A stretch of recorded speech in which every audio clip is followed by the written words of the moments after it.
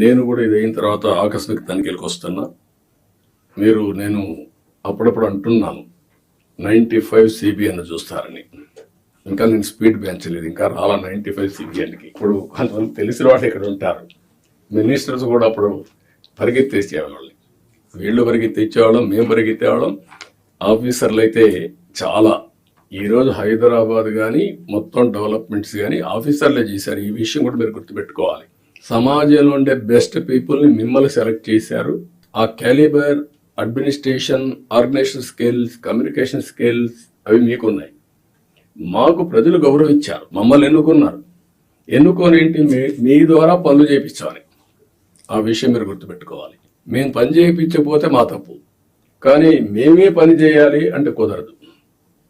మా బ్యాక్గ్రౌండ్ ఇవన్నీ వచ్చినప్పుడు ఈ విషయంలో మీరు అందరూ కూడా క్లారిటీ పెట్టుకొని ముందుకు పోవాల్సిన అవసరం ఉంది.